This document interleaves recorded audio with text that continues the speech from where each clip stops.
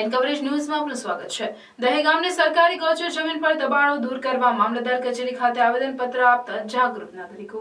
જંબુસર તાલુકામાં ગૌચર જ્યાં પશુને ચરવા માટેની જમીનો છે ત્યાં વખત દબાણના કિસ્સા કે પછી ગૌચર જમીનોમાં જંગલ કટિંગ ના કિસ્સાની ચર્ચાઓ જોવા મળતી હોય છે। હાલમાં દહેગામ ગામે આવેલ ગૌચર જમીન આશરે 400 વીઘામાં માથાભારે માણસો દ્વારા કબજો કરી તથા તળાવો તોડી ખોદકામ કરી સરકારી જમીન ઉપર ખેતર બનાવેલ હોય। દહેગામના જાગૃત નાગરિકો દ્વારા મામલતદાર કચેરી ખાતે આવી પહોંચી આવેદનપત્ર આપી રજૂઆતો કરી દબાણો તાત્કાલિક દૂર કરવા માંગ કરી છે। મુખ્યમંત્રીને ઉદ્દેશી અપાયેલ આવેદનપત્રમાં દહેગામની સરકારી ઢોર ચરણની 400 જેટલા વીઘા જમીન છે જે જુદા જુદા સર્વે નંબરોની ગૌચર જમીનો તેની ઉપર ગામના માથાભારે માણસોએ કબજો કરેલ છે। પશુઓને ચરવા કોઈ જગ્યા નથી। પશુપાલન કરતા ગ્રામજનો રબારી સમાજના લોકોને ખૂબ જ તકલીફ પડે છે। હાલમાં ગંગવા દહેગામની સીમમાં આવેલા આગરો વિસ્તાર ત્યાં તળાવો તોડીને તથા પાડાઓ તોડીને જેસીબી ટ્રેક્ટરથી મોટા પાયે ખોદકામ કરી મોટું ખેતર સરકારી જમીનો ઉપર બનાવેલ છે। તે જગ્યાની તપાસ કરી તાત્કાલિક દબાણ દૂર કરી દબાણ કરનાર વિરુદ્ધ કાનૂની કાર્યવાહી કરવા માંગ કરી છે। અગાઉ આ બાબતે જાગૃત નાગરિકો દ્વારા રજૂઆત કરવામાં આવી છે છતાં કોઈ નક્કર પગલાં કે કાર્યવાહી થયેલ નથી જેથી ગૌચર જમીનમાં દબાણકર્તાઓમાં સરકારી કાર્યવાહીનો ભય દૂર થઈ ગયેલ છે અને ગામની સીમમાં ખાલી પડેલ જગ્યાઓ પર દબાણ વધારતા જાય છે। તેમની સામે કડક કાનૂની કાર્યવાહી કરવા અરજ કરી છે।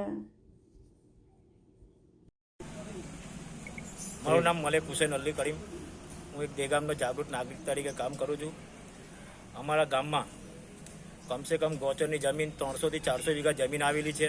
તેના ઉપર માથે ભારે લોકોએ ઈસમોએ એના ઉપર કબજો કરેલો છે અને તળાવ તોડી અને લોકોએ ખેતર બનાવેલા છે।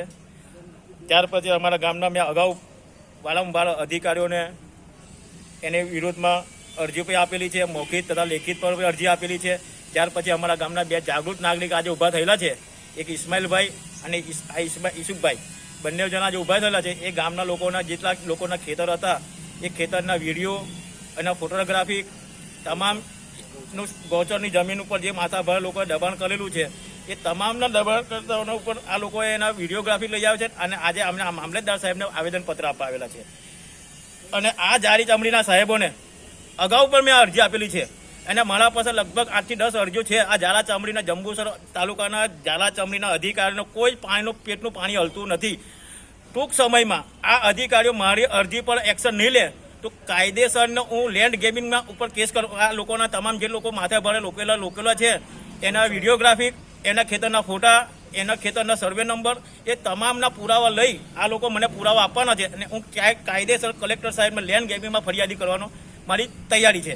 એટલે આ તમારા મીડિયાના માધ્યમથી જાણ કરવા માંગુ છું કે આ જારી ચમડીના અધિકારીઓને વારંવાર અરજી આપી છે તોય આજ સુધી કોઈ પગલાં લીધા નથી, ના તો પંચાયતે પગલાં લીધા અને વારંવાર અમારા ગામમાં ઢોર ચાલવા માટે આજે આખું ગામ દહેગામ પશુપાલકના સાથે સંકળાયેલું ગામ છે। આજે ઢોરોને ચરવા માટે એક પણ ખેતર બાકી રાખેલું નથી। अन्य खबरों के लिए चैनल को सब्सक्राइब कीजिए। खबरों का नोटिफिकेशन पाने के लिए बेल आइकॉन को जरूर दबाएं।